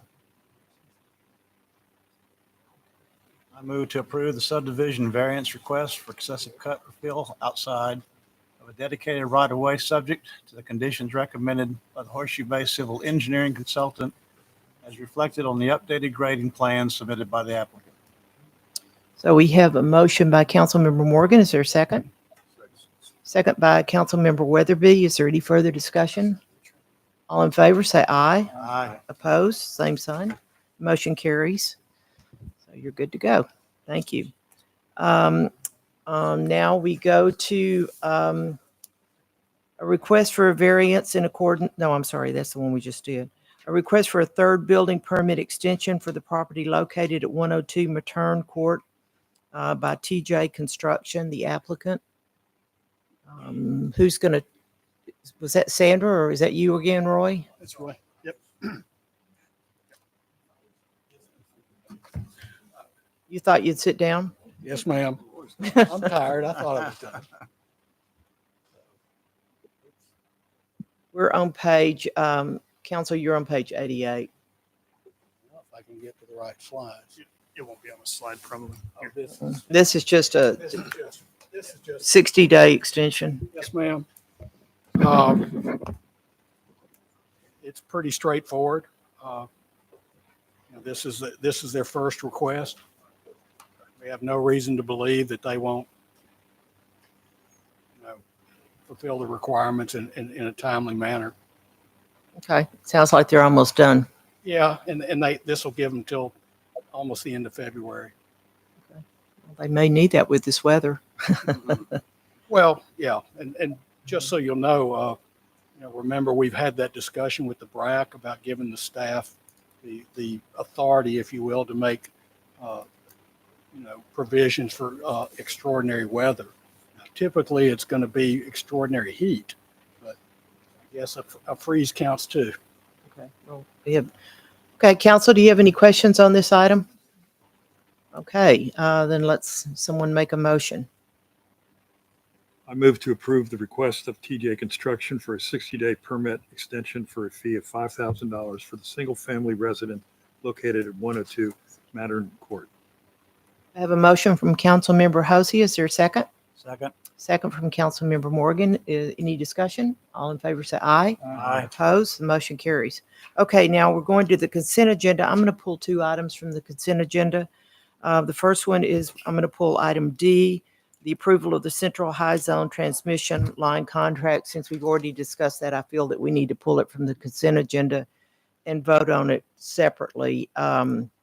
And then I'm also going to pull item F, which I want to tell you guys something about that before you vote on it. So the item Central High Zone transmission line and the item F will pull. Other than that, is anything else you all want to pull from the consent agenda? Okay, then I'll entertain a motion to approve the consent agenda absent item D and F. I move we approve consent agenda with the exception of items D and F, which we pulled. Okay, I have a motion by Mayor Pro Tem. Is there a second?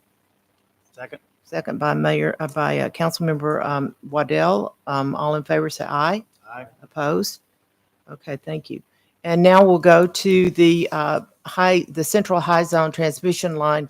I just wanted to pull that because we did talk about it when we were discussing the budget, and we probably need to vote on that separately. You want to tell us about the bid we got, Ray? Yes, ma'am. Mayor, Council, City Utility staff is requesting council approval for the Central High Zone transmission line. Proposed award would be to Nelson Lewis, Inc. for the construction of the transmission line in the amount of $2.750,433. Staff is recommending approval of the base bid and omitting the additive bid for an amount not to exceed the $2,750,433 without additional approval from council. Want me to read the proposed motion? We'll read the proposed motion. What's this 3.4 million? That was a placeholder on the, and it was the total amount with the additive on there, which we are omitting now. So we're not doing the additive. The additive was the other line going out toward 71 from Clayton Nolan.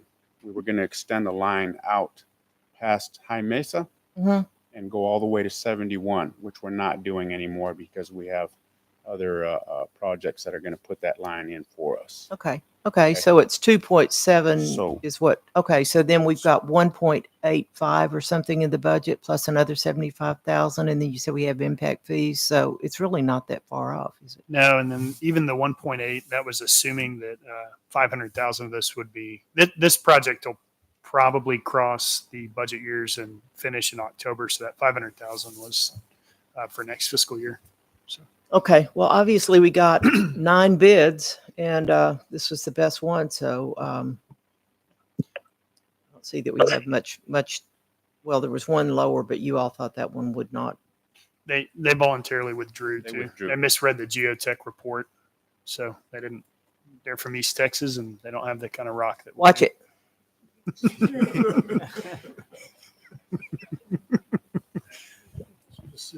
Okay, so we need to approve this contract, and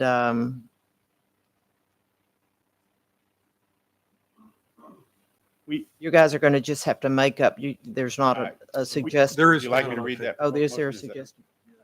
Bottom of the handout. Oh, I see. Okay. I move to authorize the city manager mayor to enter into a contract with Nelson Lewis, Inc.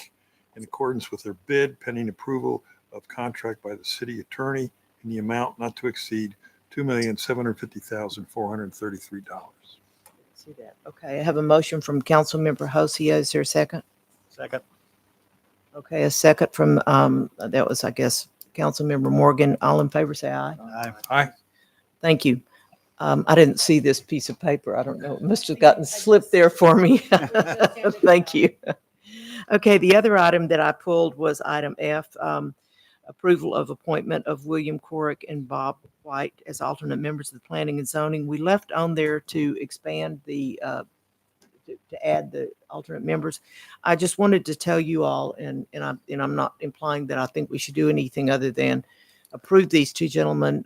We had asked Carrie to contact them and tell them that I think Mr. Corrick has not been to Citizens Academy, and we wanted him to go before he was approved to be on this position. He said he cannot go to Citizens Academy because he's a member of Kiwanis or Rotary, and they meet on Thursday afternoons. So he's not going to be able to go to Citizens Academy. He's still very interested. He wants to do it. He has good credentials, but before we just put that on the consent agenda, I wanted to make y'all aware of that. So if you are okay with it, then we just need to go ahead and approve the appointment of William Corrick and Bob White, or if you think it's something we need to discuss, we can do that. This is just for alternative members. I mean, they're not. Right, they're all. Okay, so yeah, I've seen it. Were there handouts or anything that it's been a year or two since I've been to Citizens Academy, like the water department? I know we do little bullet point or. You know what we actually did last year, and what we're going to try to do is we recorded all of the sessions and we gave them a USB drive at their graduation. Why don't we give that to the gentleman that can't attend? That's a good idea. And also look at maybe the fall one, switching it to a Wednesday. Try to do that because that might be an issue, but that's further down the road. It still is an alternative. So, I mean, if he wants to become a full member, one of the conditions he has to finish Citizens Academy. So put it back on him. Okay. But I have no problem with them being. an Okay, well alternative. then I will entertain a motion to that end. I'll move that we approve adding, what's his name? William Corrick. William Corrick and Bob White as alternate members to the Planning and Zoning Commission. Okay, I have a motion from Councilmember Hosia. Is there a second?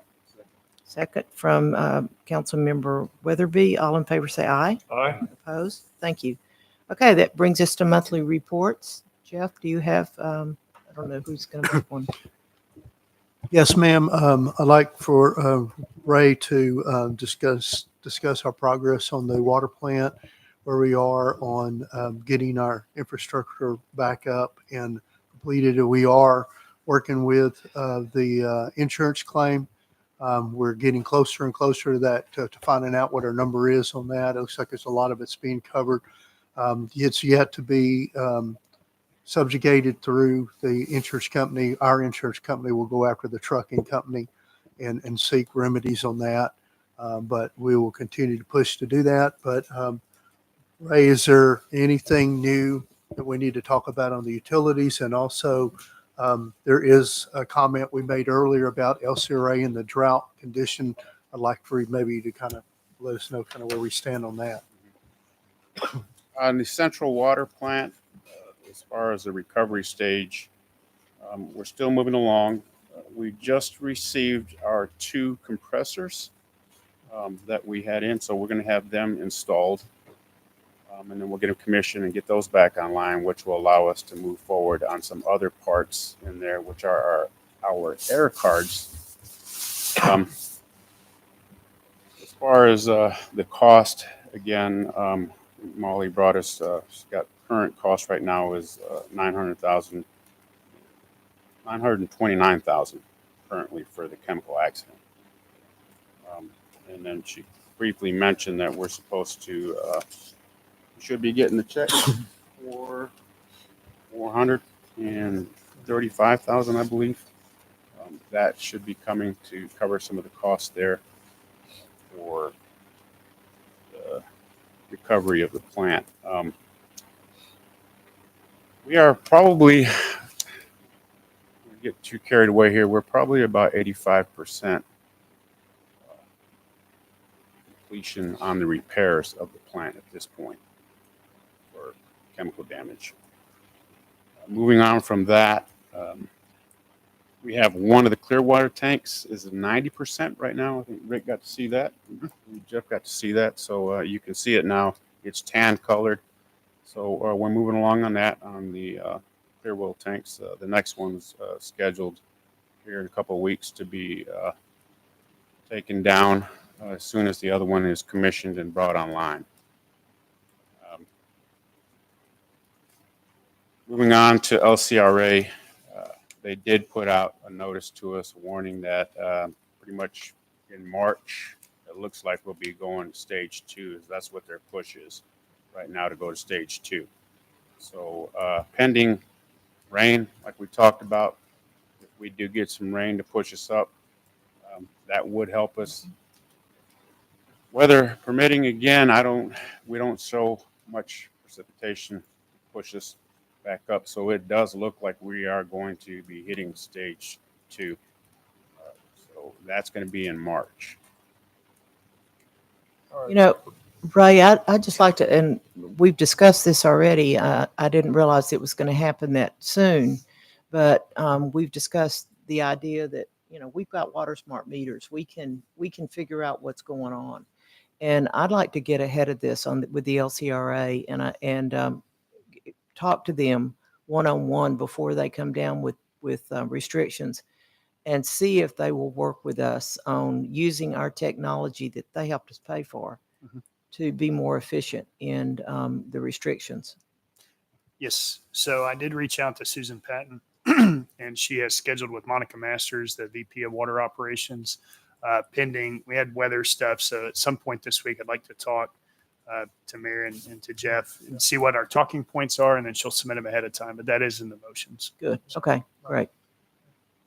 And also the freeze. So we didn't have any damage. We had one broken main up on Westward Ho, which was we just completed repairs on that, but that wasn't due to a freeze. That was just good. Well, and the good news is on the central water plant, it was an accident. You know, it happened, but at the end of the day, it's not going to cost us anything or very much at all, and we're going to get some nice upgrades out of it. And we haven't lost water at all, and we're not. There's no chance. We're not anticipating that there's a concern that we'll lose water. Yeah, there's a lot of the components on there that we're going to be replacing, that we're pushing their existing life. And so, I hate to say it, but it was a good timing. That's not saying it's not a good timing, but having insurance cover a lot of these costs of things that we're going to have to replace in our future budgets is a good, it's a blessing. So Good. Okay. Thank you.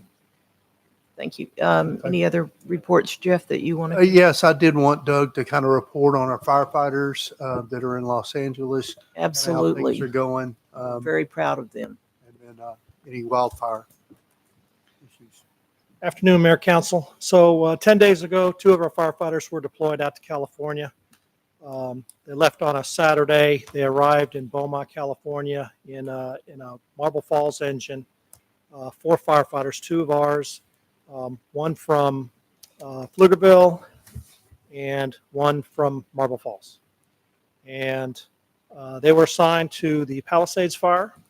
And so on Monday, they were down at Malibu Command checking in, and they work 24-hour shifts. And it's different here where you're on standby in a fire station for 24 hours, actually 48 hours at a time, but you can get your rest in a bed at night, subject to a call coming in. Out there, for that 24 hours, they are on site in the Palisades. And if it gets to be 1 or 2 o'clock in the morning and there's no other tasks for them to do, they can rest for a few hours, and they're sleeping in a sleeping bag on concrete. So when they work 24 hours, they pretty much work 24 hours. Then they're off for 24 hours, getting rest, making any repairs to any of their equipment, changing out equipment, things like that. Right now, their orders have them through the 26th, and it's unclear right now if they're going to swap out the crews.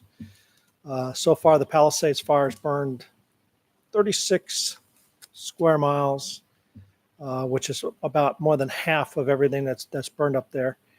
And it's 60% contained. They have dangerous weather conditions coming this Wednesday. So we wouldn't be surprised if they would do a swap out. They have new fires breaking out in northern San Diego. So still a lot of activity, even though it's been 2 weeks since fire started.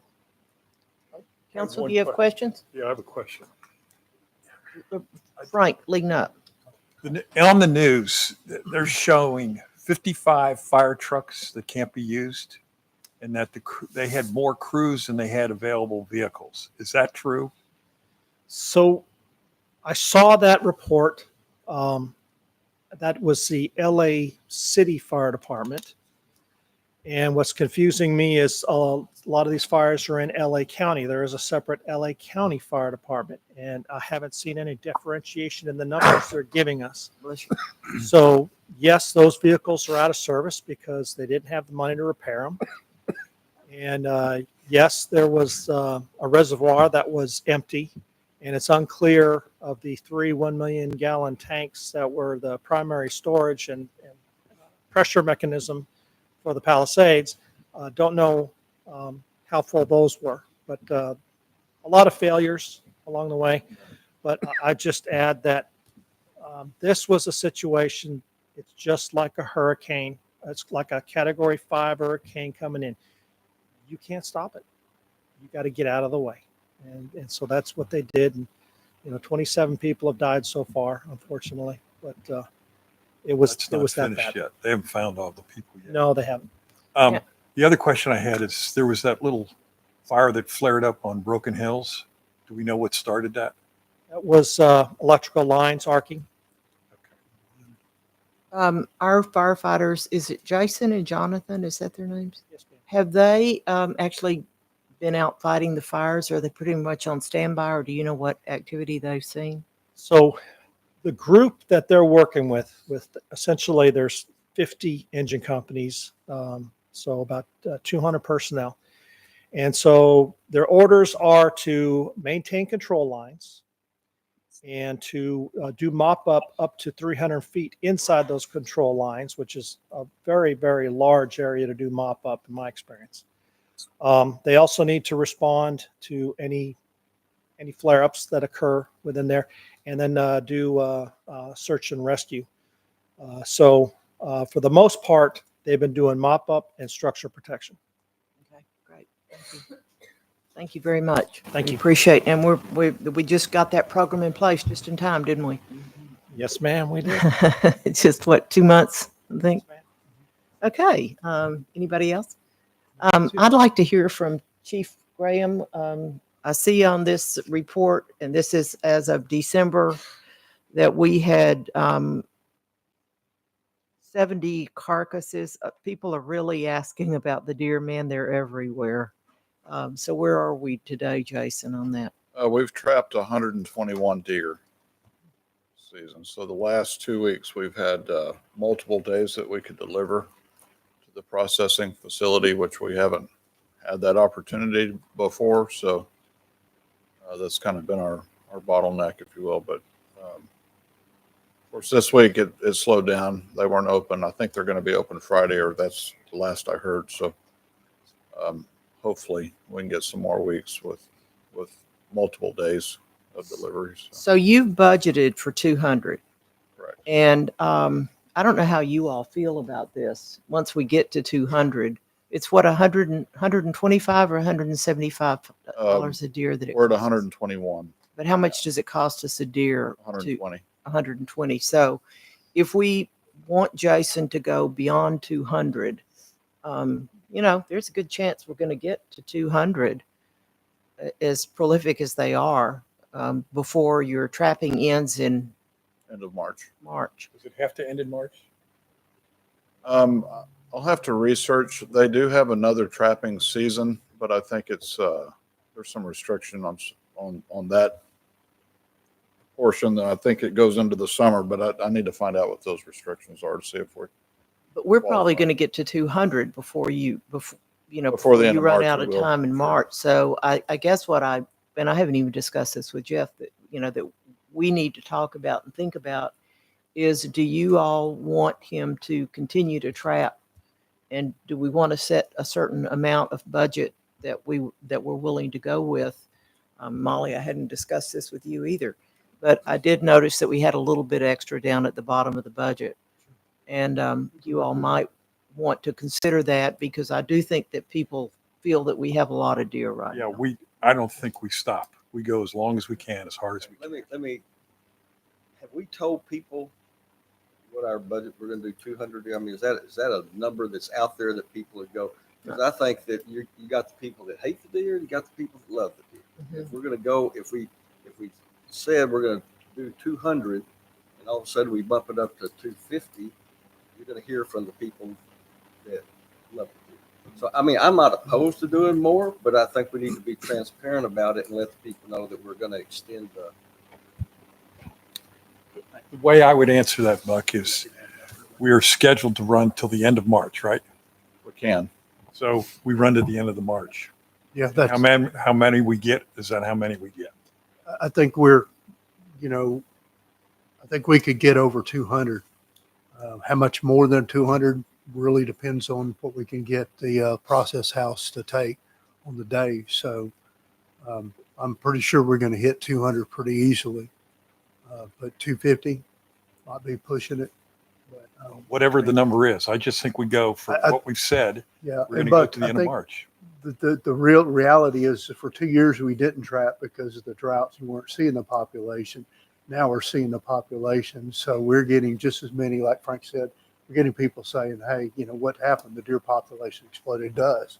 When you go through that, they always have twins, and the survival rate goes up. So we continue to kind of seek that, and I could we'll give another report in February, kind of how close we are, and then we'll kind of see where we go from there. But Okay. Yeah, we built a little bit in that line item too, so that we could secure some more equipment for next year. Yeah, right. So, I mean, if we continue trapping, I'm going to go through that money, but.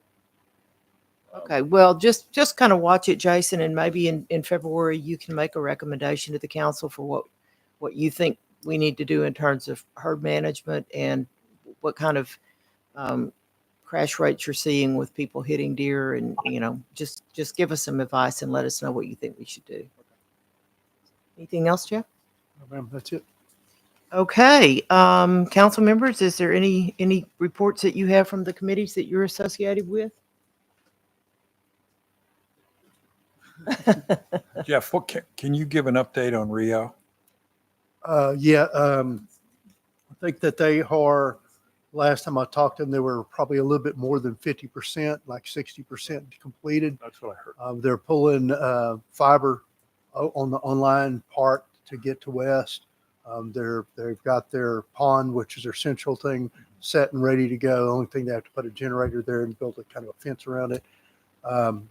And then they're going to start to move west. They already have Summit Rock Boulevard done. They just have to pull their fiber to that. So I think it's important that from the standpoint that people are very aware that it's out there and it's coming, and we need to manage expectations. I've told, so for council and everyone else, I've told, when people ask me, I say, until they finish their obligation with the city, they're not going into the residential areas. That's right. So if we keep that in mind, that it's I'm going to use 60% done. Realistically, with the weather, who knows? But it's March, April timeframe minimum before they complete all of their obligation on the original contract, and then it's on their dollar. And make sure you guys say the same thing. They're doing everything by a heat map. Fred came in here, explained that, but to make sure you guys know that just because the fiber is right there and you're in this house here, it doesn't mean you're going to get the fiber, because they're going to go to where they've had the highest response rates. And that's how they're going to build this out. So it's in the same thing. The other one you got to be careful on. If the fiber's on one side of the street, they can build that side of the street fairly easy. If they got to go across the street, they got to do cuts, and they're not going to do that right away. That'll go through their normal marketing plan, how they do this. So I think that's important because it'll help people better understand how they're going to do that. And that's one of the things that I hope you do when you meet with POA presidents, that you make them aware of that, because they're going to automatically think, well, why can't I get it? So I'm trying to manage, I want to see us manage the expectations on these conversions. Okay, great. Thank you. Anybody else? Did you want to I say actually something? had a question, and that is the historical committee has a number of artifacts that they want to try to winnow down for the new city center. And they keep asking what our display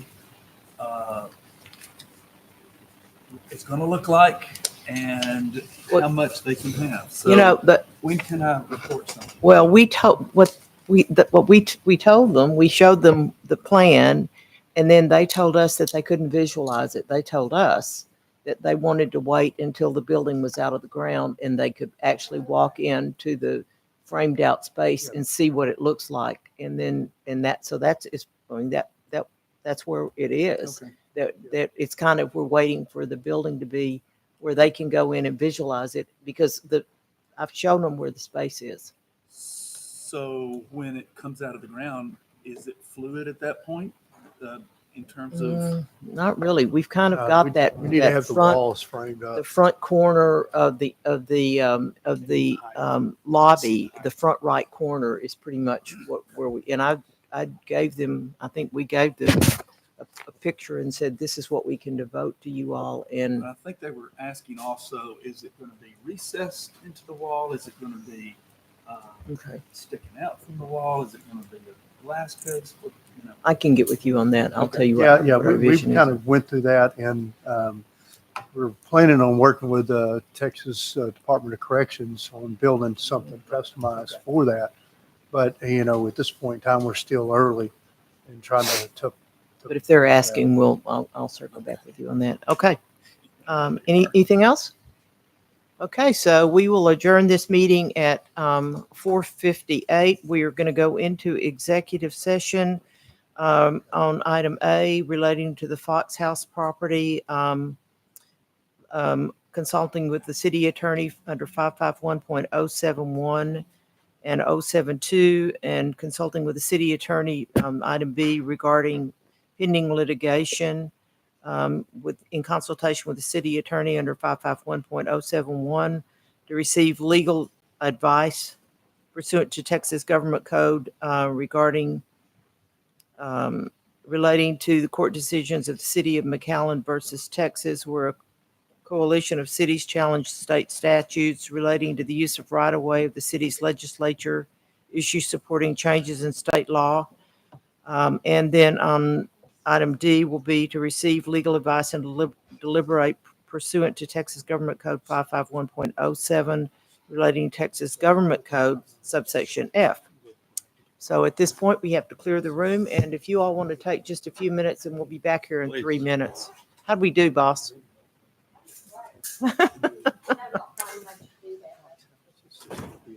She makes me do it. No, that was part of the public comment. Meeting. Yeah.